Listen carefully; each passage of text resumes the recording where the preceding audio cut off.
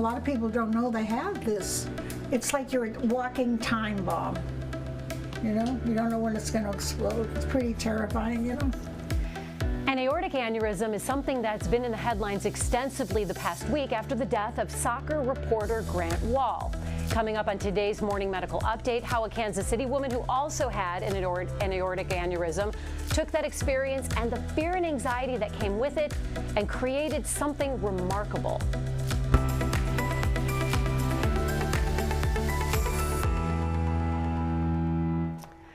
Good morning. It's Friday, December 16th. Welcome to the Morning Medical Update. I'm Alexis Del Cid in for Jessica Lovell, and we are live inside the Dolph C. Simons Jr. Family Broadcast Studio.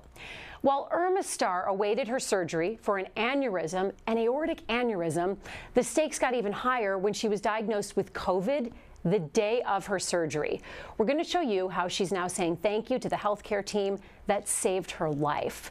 So be sure to send your questions in to us on YouTube, Facebook, and the Medical News Network email. You can find all those links right there on your screen. Now to the patient you're about to meet, Irma Star. Irma's also a nationally acclaimed artist, and she wants to say thank you to the cardiac team here at the University of Kansas Health System, a team that gave her a huge dose of hope and reassurance during a time that was very scary health-wise. It's a workshop and people come all the time. You could spend an entire day inside Irma Star's Kansas City workshop and still not see everything. I reproduced that for the Nelson Atkins Museum of Art. The Smithsonian used to carry little dishes of my big dish. People collect the snowflakes. It's packed to the gills with pieces commissioned by museums across America, like the World War I Museum. And other pretty incredible places. And then I did a wagon for the White House. So they invited us to Washington. Here it is. And replicas of her unique creations are also sold in museum gift shops across the United States and right here out of her studio. When the wind blows, they make... It all spills out into a sprawling garden space meticulously tended to by her longtime husband, Fernando. But it's this grainy photograph of a member of her care team here at the University of Kansas Health System. You think you could find out who she is? That inspired Irma's latest creation. I think it was mainly to say that we understand how hard the nurses work. It's a twist on the holiday gnomes she makes every year, and she calls this one the Nurse-a-Gnome, based on this single picture she took during one of the most frightening times of her life. It's when Irma was diagnosed with a large aneurysm on her aorta. The aneurysm, they told me, was like this big, and they were worried that it would explode. And that was when her art and her heart collided. Irma reached out to the University of Kansas Health System cardio-oncologist, Dr. Charlie Porter. Charlie is famous. Who also happens to be a gifted artist in his own right. He's a photographer. His pictures are so beautiful. It's Dr. Porter who referred her to the surgeon who would ultimately perform the life-saving surgery, Dr. Greg Muehlbach. And he said, don't worry, I do this every day. I don't want you to worry, you're going to be fine. No stroke. You're fine. When I heard that, I said, boy, Dr. Muehlbach's for me. But on the day of Irma's surgery, life would throw her another curveball. She was diagnosed with COVID. She'd never felt more alone. But the surgery went on as scheduled, and Irma says, thanks to this beautiful soul, suited up in PPE, she never had to be alone. Every day, this team member was by her side. It took her like 20 minutes to put on the outfit so she could come into the room. Just getting a patient out of bed is such hard work. She had to lift me because I couldn't even move. And one day Irma felt compelled to take a picture, promising herself that when she got out of the hospital, she would thank her.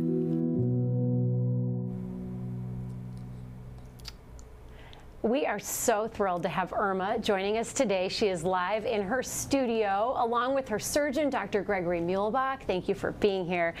And the cardio-oncologist who's responsible for connecting them, Dr. Charlie Porter, also Irma's good friend. Are you teary-eyed, Dr. Porter? No, I'm not going to do that again. Is it allergies? You guys are amazing. Irma, you were thrilled when I told you that we were going to be able to have them on the program today. And Irma, I want to let you know we found the patient care assistant that you based your art on. Her name is Lacey. She's so touched that you made this nurse-a-nome about her. She's also very shy. So we tried so hard, but she's so shy. But Lacey wanted me to tell you how happy she is that you're doing well, and that she is so touched that you remember her, because she will never forget you. She works weekends and nights and holidays, and so she thanks you for that nurse-a-nome. Irma, oh, do you have it with you? Are you going to show us one? Show us the Yes. prototype.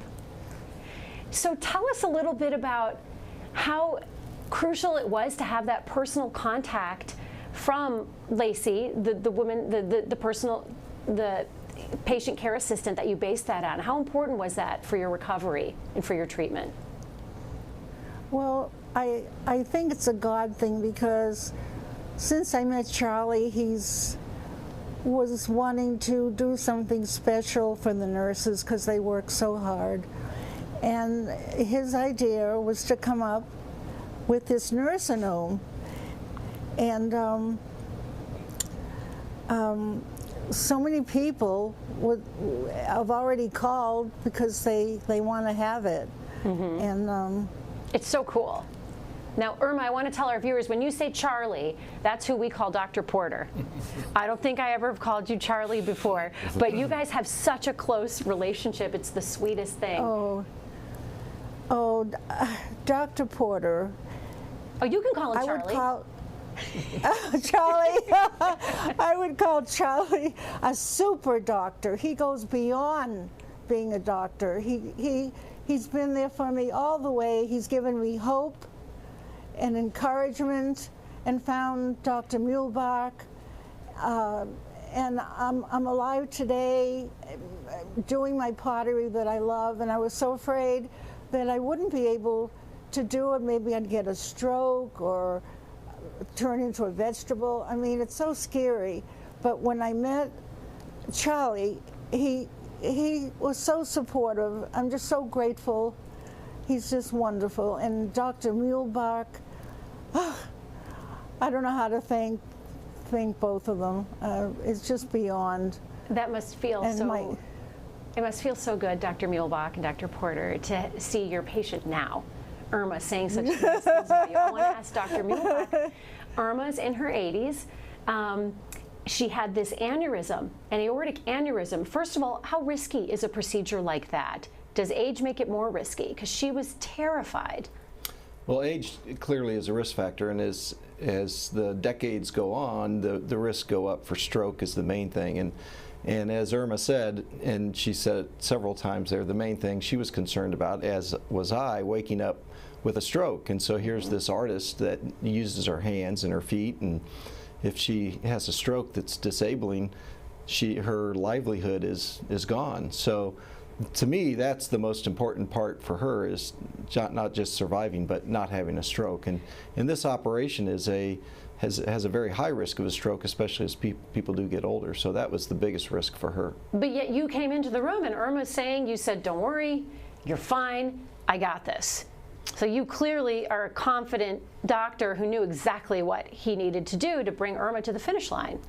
Well, I think there is a certain air of confidence that you have to give a patient, but not necessarily being overly cavalier. But right. You want your patients to trust you and understand that you can do this in a safe and effective manner, that you can have results that you can say, yes, I think that you will do well.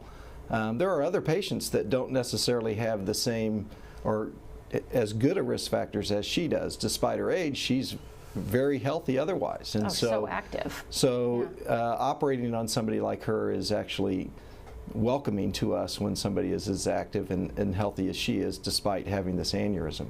It feels like every day we talk to doctors who say we look at the whole person, not just looking at an age or a number. You're looking at Irma as a human being, which was really important to you. Dr. Porter, when you connected her with Dr. Muehlbach, how did you know that that was a good fit?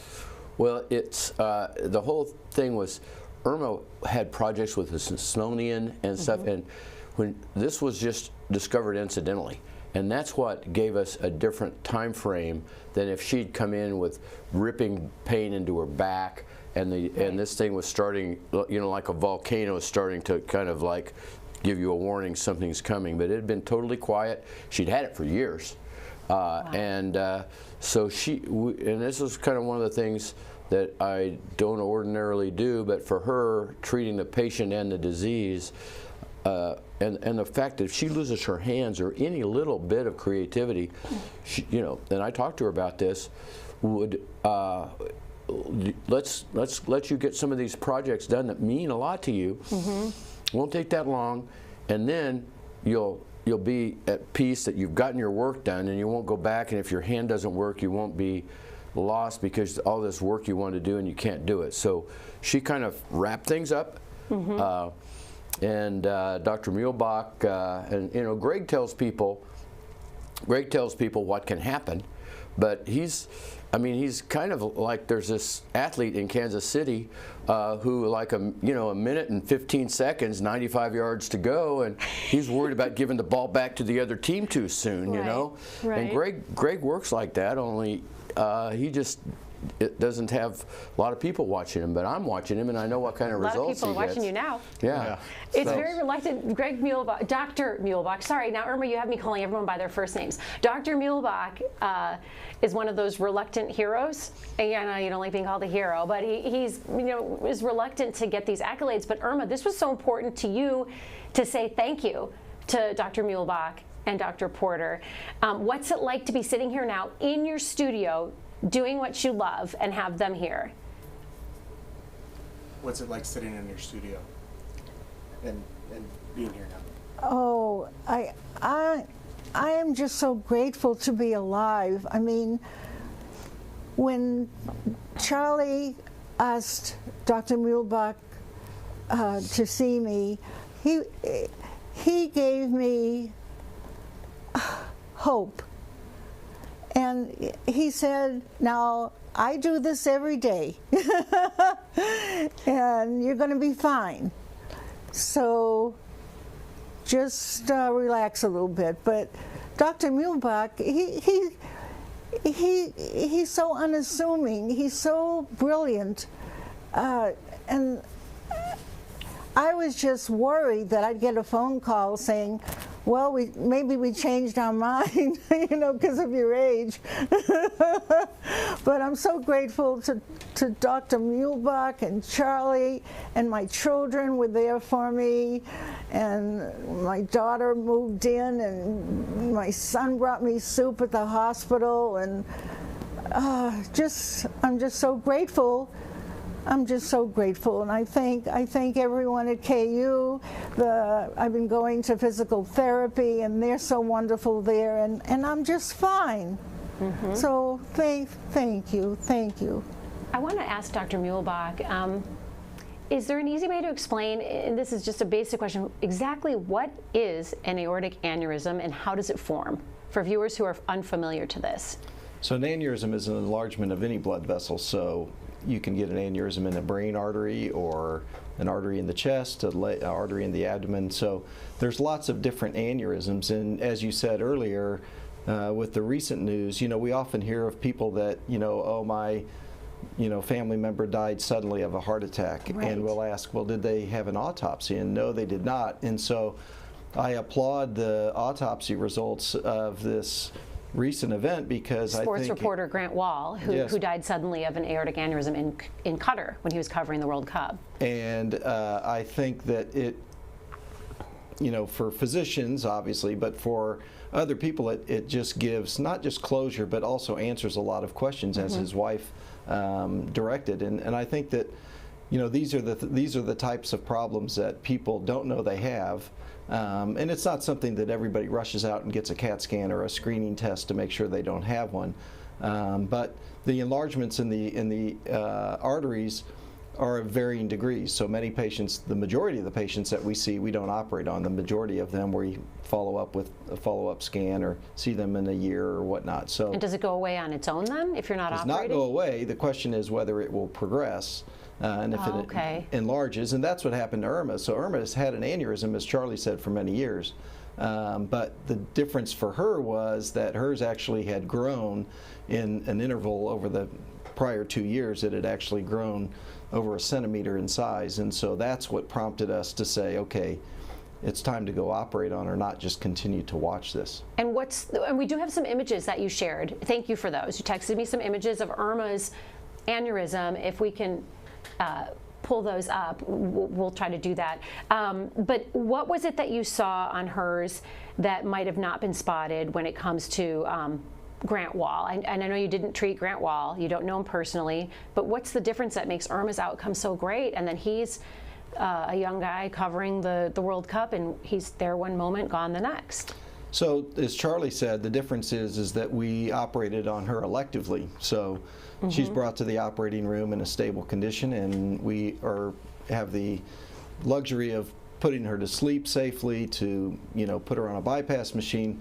The body goes through a cooling process so that we actually turn the bypass machine off for a period of time as we then resect the aneurysm and then put things back together. So in an elective situation, it's much, much different. So that a ruptured or a aortic dissection, as we call them, or one that does separate, those patients are surgical emergencies. Many of them never make it to the hospital, like Grant, and some do. But the ones that even do make it to the hospital, their operative mortality is extremely high because of the emergency nature of things. So an elective operation changes the outcomes significantly, as in Irma's we see case. with Irma. Irma, I would love for you to hold up those nursinomes. It looks like she's got a couple next to her. Irma, can you hold up the nursinome and explain to us what it's made out of? And I think Cliff, who's our photojournalist, is there helping her. We're having trouble with her earpiece so she can hear me. But Cliff, if you can ask Irma to hold up the nursinome and explain the materials it's made out of and how she was able to recreate that picture. Can you talk about the materials it's made out of and how you recreated the picture? I think it's a God thing. Maybe this is all about trying to help other people to get that CAT scan because it's a silent killer. And I don't know, if Charlie asked me to take pictures of the nurse, and I didn't know at the time that all this would come to pass. But I took a picture of the nurse and had it here, and then Charlie said, let's make a three-dimensional figurine of the nursinome with her little syringe, made it kind of a big syringe. Yeah, that you give a shot with. And then the wording, he was very precise on the wording, and he wanted to call them a hero because they are. And It's we really put a cool. Yeah, we put a plastic. Yeah. Oh, I was going to ask Dr. Porter, you came from Irma's studio this morning. You've been very busy. Yes. And it's your day off, and your grandkids are in town. Right. And they might be watching right now. So you got a lot going on. So you stopped by Irma's studio this morning, came into our studio, and you said that all the nursinomes you've made so far have already been sold. Well, they've never been ordered? sold. It was the Stethonome. We started out. Stethonome, okay. We started out Irma.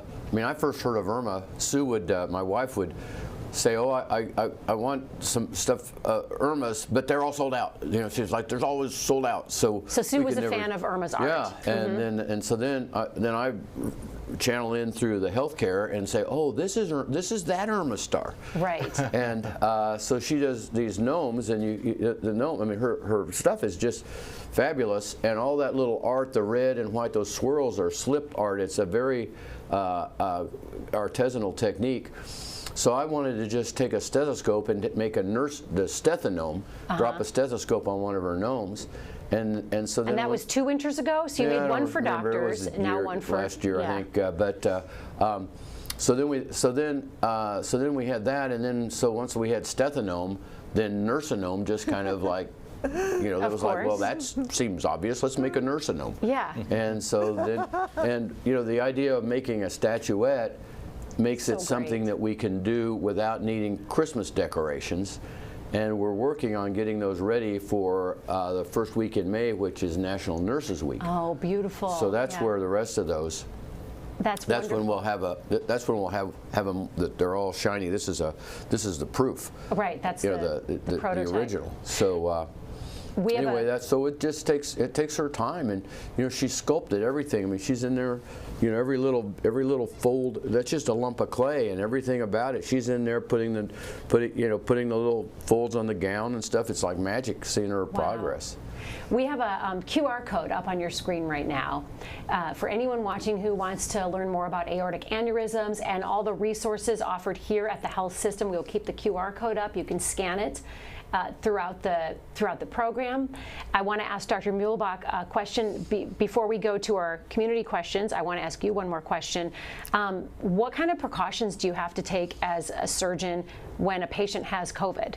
Could you have put this surgery off? Because she said the day of her surgery, she comes down with COVID. We clearly could have, but I think that her symptoms were minimized. She had been vaccinated. She was up to date with with her vaccinations, and so we felt like she was safe to move ahead.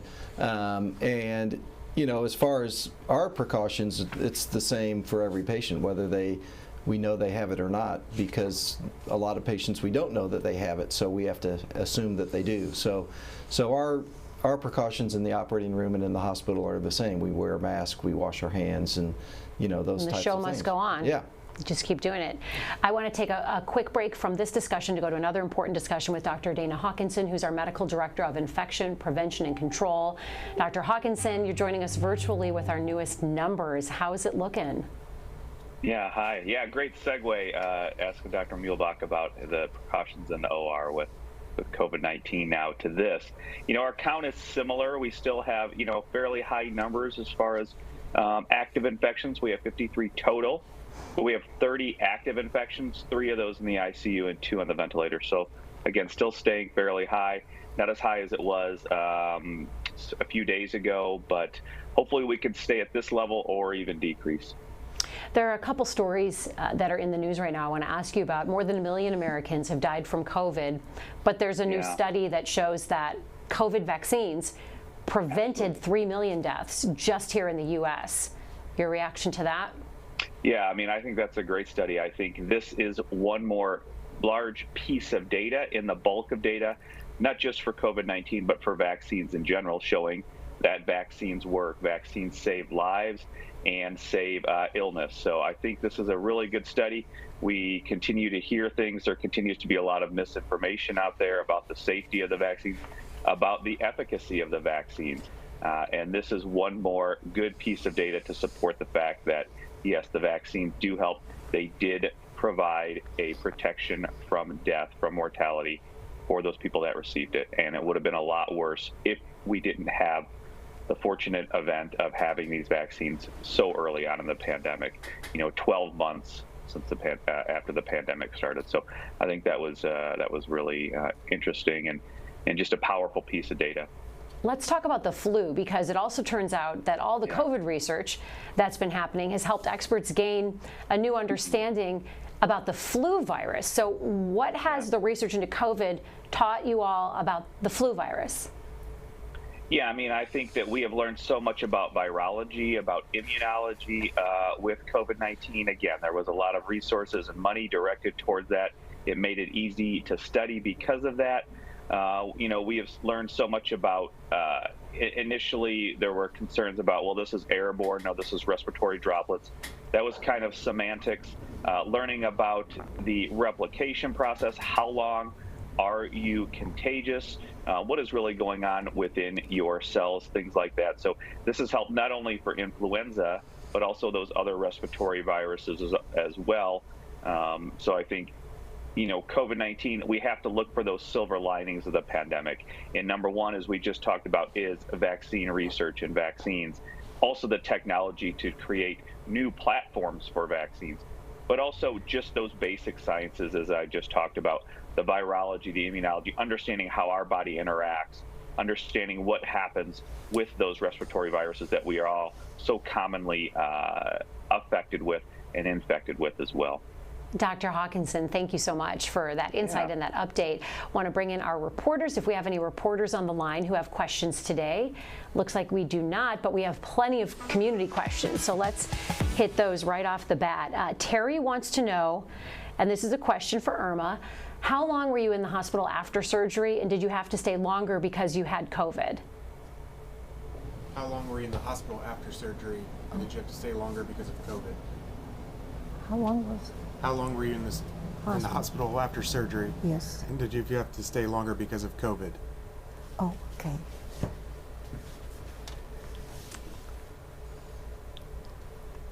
How long were you in the hospital? Yes, I was in the hospital, I think, for about 7 weeks. 7 weeks. I can remember when I came out of surgery that I'm trying to recap, you know, the scenario. I think I had to be in isolation for 8 days, I think, if I can remember. But it's, I don't know, all I know is that I was very, very weak and couldn't get out of bed and couldn't eat. And it was like, I don't know, but I had faith because Dr. Muhlbach told me he would come in every day with his team, and I'd say, Dr. Muhlbach, am I going to make it? He said, of course, you're fine. And that guy, and then Charlie, you know, would come and poke his nose on the door because I was still, you know, could give it to other people, and he was there. And I'm just one of the lucky people to have these 2 doctors in my life, and my husband was, he came every day, and my children, and right now I'm able to do my pottery, and how can you thank how do you say thank you? I keep on saying thank you to them. They're getting tired of it. And how do you say it? Irma, it seemed like 7 weeks, but it was a lot shorter than that. It took you a while to get back up on your feet. But it was, I don't know what it was, but it was actually remarkably quick, although it seemed like remarkably forever to you. Sure, because it's surgery on your heart. I have a question from Kim Moore Bosley, who wrote in on Facebook. She wants to know, how long can you have an aneurysm without knowing? For a long time, forever. Like years, forever? You could live with one? Yes.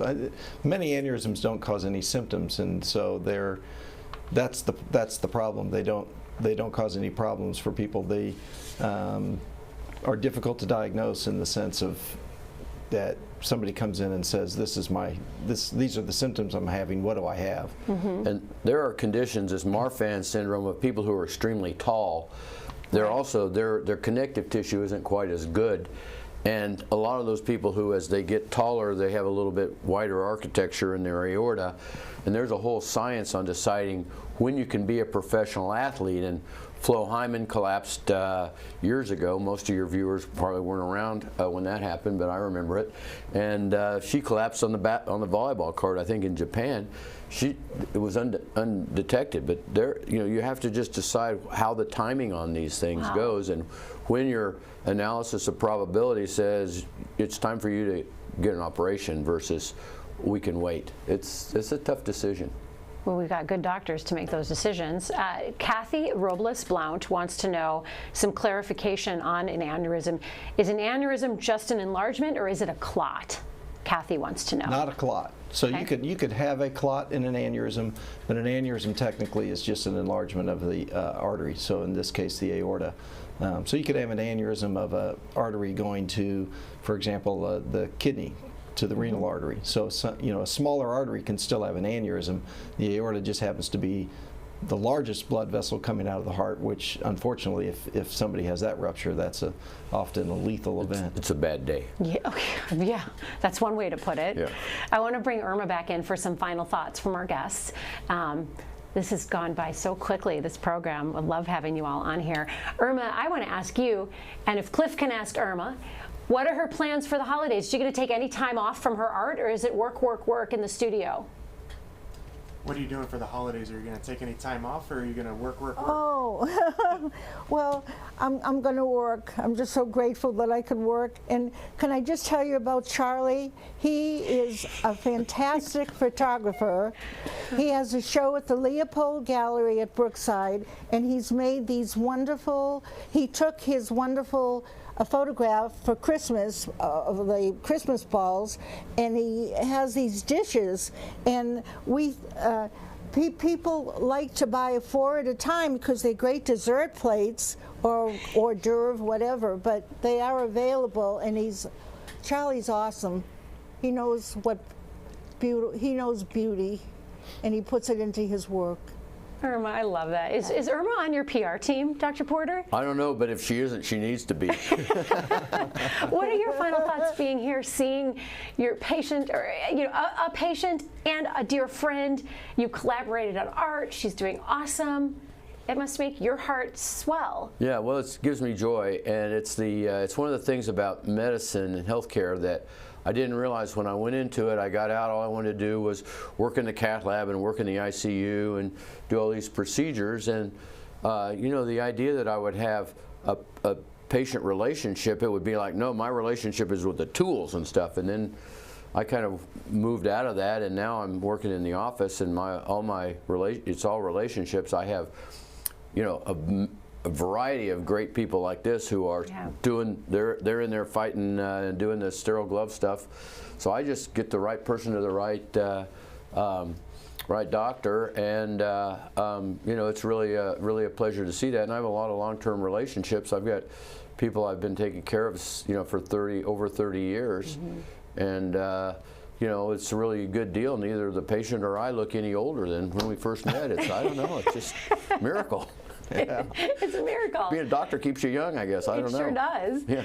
Dr. Muehlbach, what about you? Any final thoughts as we close out this special episode with you?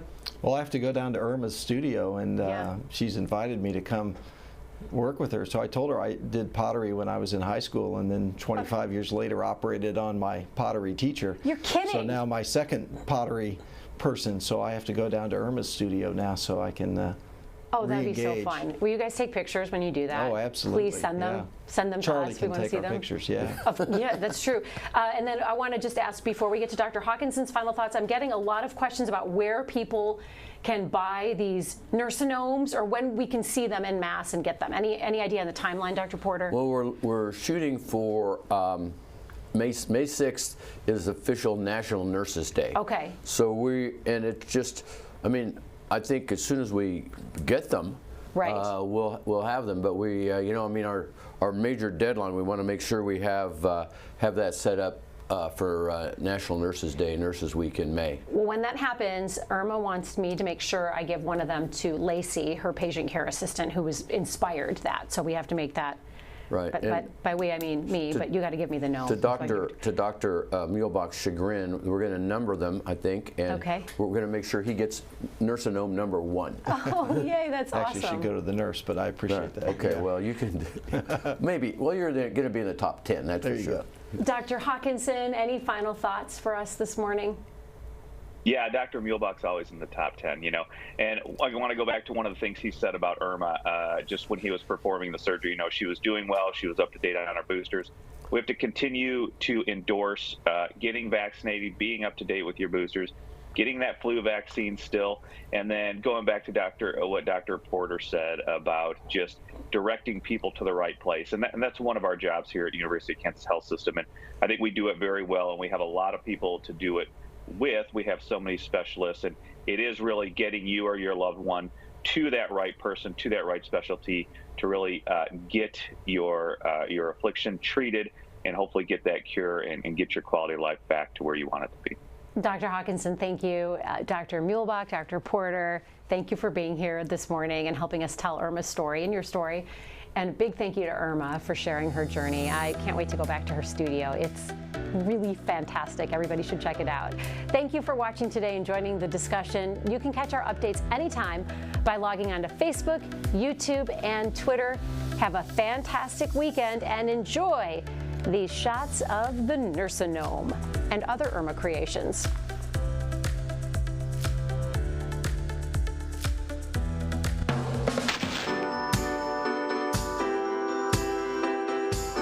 We want to let you know that starting next week, we will be taking a couple of weeks off from our program so that we can spend some time with our families. The good news is you'll still be able to watch our morning medical update every weekday and All Things Heart on Thursdays. That's right. We have chosen some of our very favorite episodes from the last year as encores, and we've recorded some pretty fun introductions to help remind you what each of those episodes is about.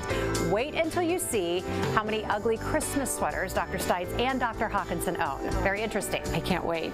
And then we return with live programming on Wednesday, January 4th. Until then, happy holidays.